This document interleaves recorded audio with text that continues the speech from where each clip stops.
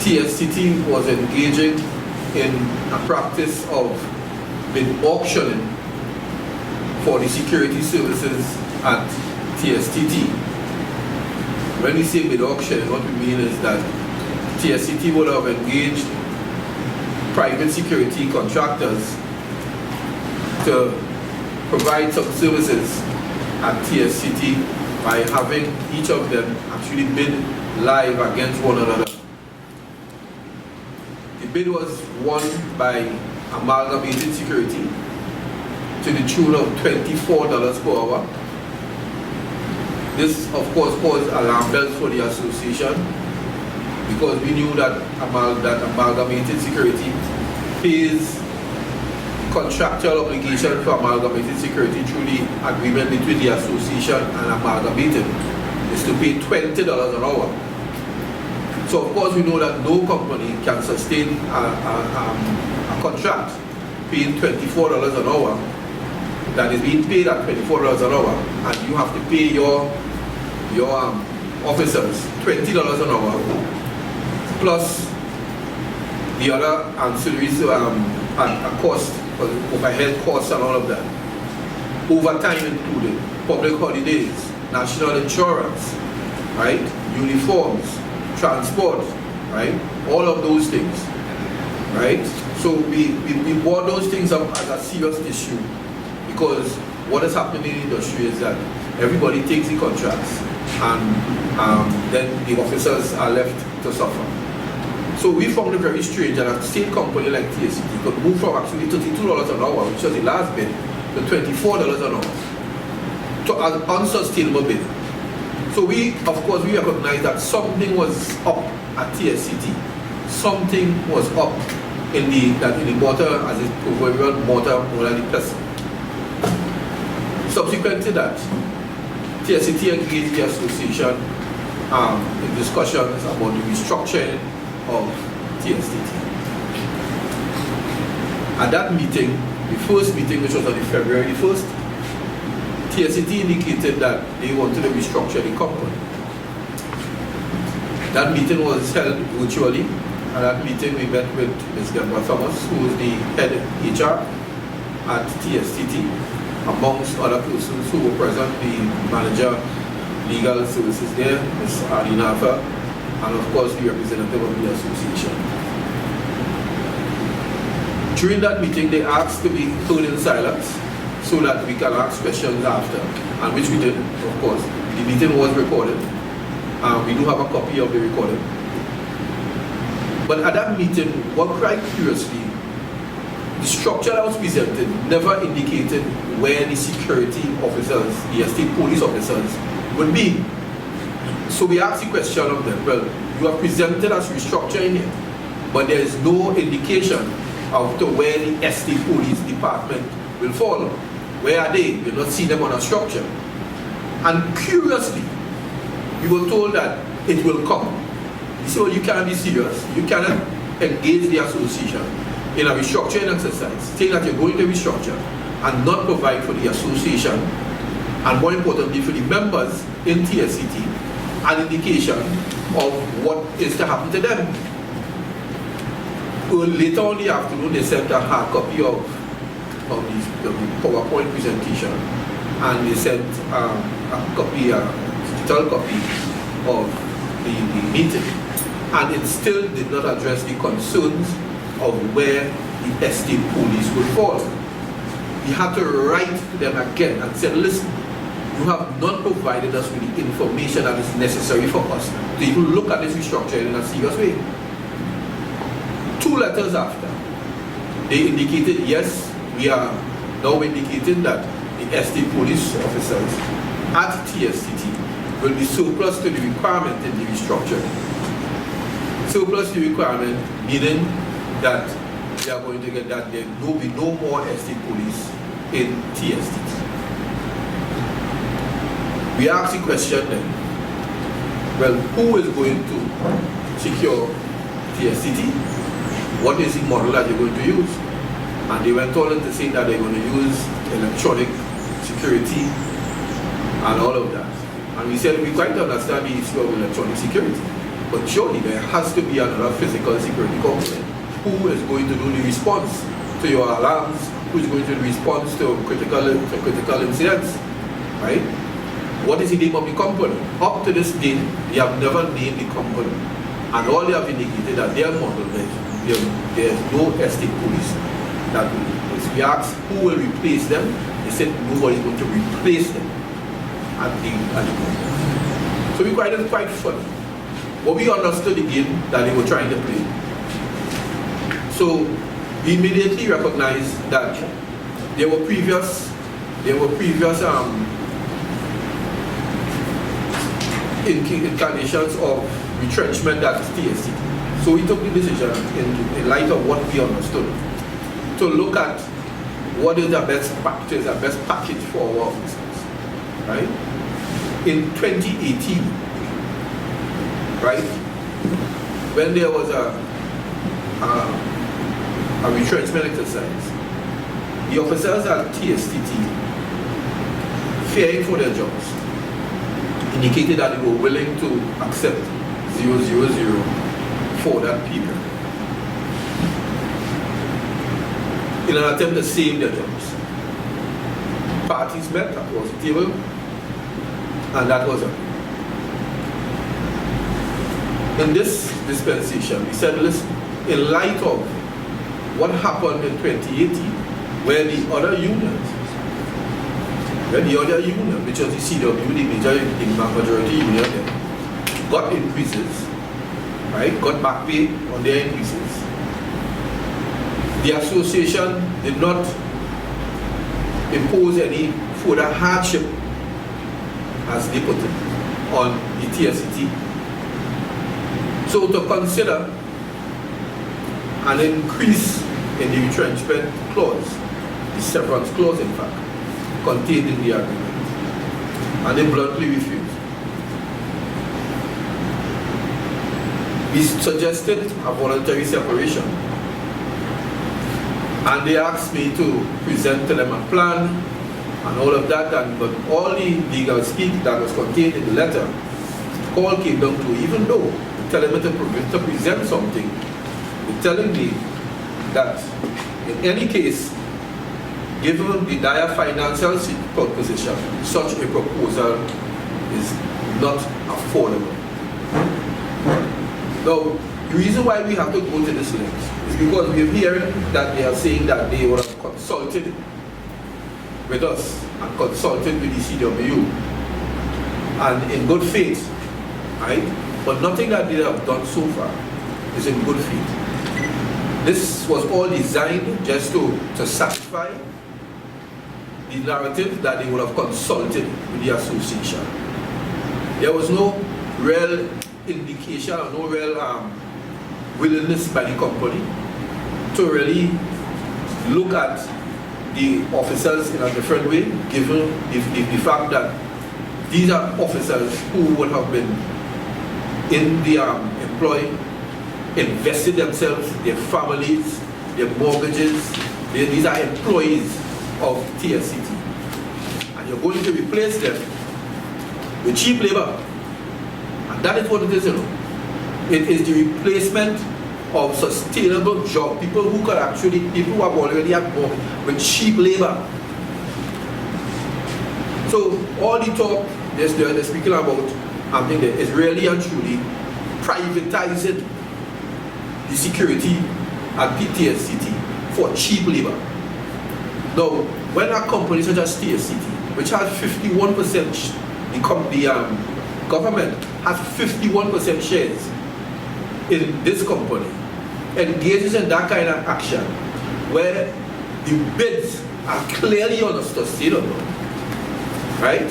Clearly unsustainable by a security company to provide the kind of security that is necessary. And then that same that company abuses the people who would have been there for over decades, have people with 30-something years service. We even wrote to them and said, in light of the fact that even during this period of uncertainty, there were still officers going outside there and locking up people taking them to court. There was no consideration. You know what they told me? That is a job. So no consideration. That is a job. They told me when we asked for the consideration for the improvement in the retrenchment, they said that was across the table and they're not going to discuss that. So when we hear all of them sit and they face the media and they put out their thing and they talk about it, and then the media, everybody, national community say, oh, the unions, what about the money and the doesn't negotiate in good faith and this and that and the other. Really and truly, I want everybody to understand why labor has to get on in this way sometimes. Because these people are not, they don't ever come to the table with peanuts. They inflate figures and they make this whole situation very, very dire. Why this company Amalgamated now, they are taking over the patrolling and the security of Tstt. I want to find out, I want you to dig, I want to find out if that same bid of $24 stands. Because there is something called bait and switch. Did Amalgamated know? Question has to be asked. Did Amalgamated know that this was coming so that they bid this low to get after? With this bid be is the same $24 stand for this entire thing now? Or will that bid be, will that figure rise back up to the $32? Clearly, you cannot have your quantity surveyors, your people saying this is the level for this job. You know that it's $30 something, and you know you could have 10-15% variation. But oh God, you move from $32 to $24. Cannot be sustainable. And Tstt, some profits, so much so, you heard the minister say now that they have to make money to satisfy these shareholders. What about the stakeholders? Who are these people that they send home? Citizens of Trinidad and Tobago. People with mortgages, people with livelihood expectations. I'm seeing in the papers today, where Tstt would have gone out and we want to strongly condemn, in the harshest of terms, strongly condemn the fact that Tstt would have put out a ballpark figure of how much money the members, the employees who are retrenched scheduled to get under the severance. That is putting a mark on these people. So what they're trying to say, so that I give them money to go and that is okay. That is okay. And putting a mark on them now in this crime-ridden era, putting a mark on them to say, X, this is how much money, the average money that everybody getting. But we knew that was coming because that is how they do it. Remember in Retrenchment, they put out and they say, who getting $50,000 a month and who getting $500,000 a go and $1 million a go. That is the same playbook. It is the same playbook. They did this in Tstt years ago. When in 2000, early 2000s, when they said that the lady making the tea was getting X amount of money. So it doesn't change. The playbook by the employers, by the power structure, does not change. There's always a narrative to demonize workers, but the management who mismanages the company, who mismanages things, so like you have 3 or 4 different times where you have to retrench. It's because of mismanagement. It's not because of the workers, not because of the working class. If you had managed resources properly, even though we had a situation with changes in technology and COVID, right? This could have been done, just like the petroleum issue, could have been done in a far better and more humane manner than to send to the association on the 31st that you're sending home people on the 1st. That their last day was the same day we would have received notice. Now, how humane that is business practice, right? But labor is demons. And they get rid of labor. So they get rid of the State Police Association inside of there. They decimate CWU. Where next?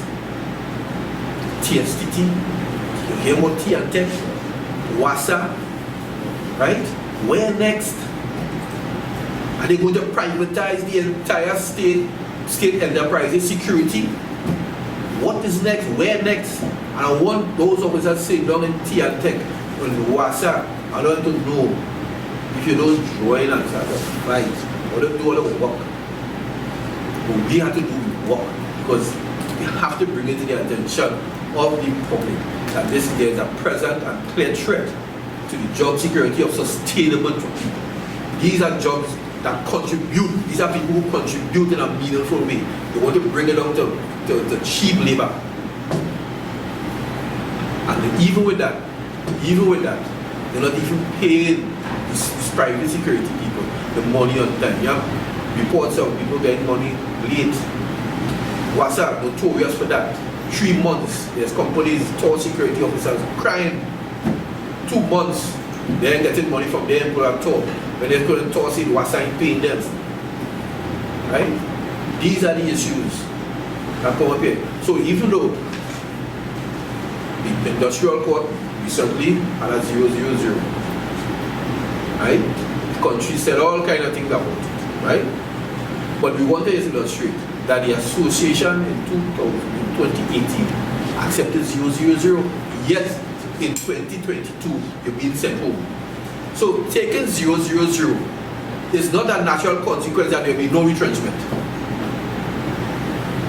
Even though when you compromise the situation, right, they still come back and apply no good industry, no equity, no duty of care. They say, okay, these fellas, when the thing was bad, these fellas and them decided to take 000. And in 2020, come back now, tell them to leave, get out of my state, do not come back here. I just want to point out one more thing again. They wrote to us and indicated that they will keep it one estate corporal. That estate corporal is supposed to resign, to retire in fact, in August of this year, from this church. But he said, okay, there in their document here, it says they're using last in, first out. So, of course, he being the most senior captain for this position that they would have created. But when we looked at the document they sent and the names they sent, we recognized that there were 5 positions, 5 persons missing from that list. So our information is that they would have kept 5 officers, right, from the 33 that was employed. Curiously though, they have contravened their own document which says they're using last in, first out. Because of those 5, all of them are juniors. All of them are juniors. So you see, everything is a smoke and mirror. Everything is smoke and mirrors. And they come to the media and then they say, we don't negotiate in public and we have been treated with this in a particular way and everything was done nice and people. No, it wasn't done nice and people. It was not done. And it all was an attempt to gain cheap labor. I want to know if amalgamated with that same $24 stance. I want to know if those officers who working on that thing in an amalgamated TSCT now, if they're getting paid overtime. All those hours that are making outside there, right? I want to know if they're getting paid overtime. So we decided we had to have our say. What we have said is backed up by documents, right? When we backed up by documents, we can say, I want to read this for you. In fact, the fact that in 2019, this is the association, this is the company speaking here, signed an agreement for 000, which represented a wage freeze for the officers because the company presented the financial status of the company and the officers to forward increases. It is evidence that the parties have engaged in meaningful and effective collective bargaining at the time, and at the end of such, having signed a collective agreement, the best balance his respective interests, which include common interests of everybody else. So what they say here, listen, when I agree to that in 2018, don't come back and ask me to take the 2020. Where is the good faith?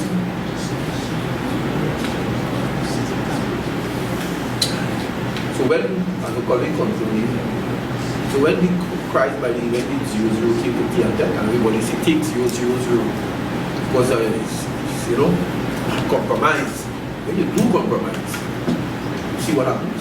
There is no guarantee that compromising with these employers will be done to job security. The appeal, the industrial court said that judgment with T and Tech, and if they gave the officers and if they gave the WTU an increase, it would have resulted in retrenchment. So they gave 0-0. But here you have proof positive that 0-0-0 is not a natural, no retrenchment is not a natural consequence of 0-0-0. That is the point we want to make.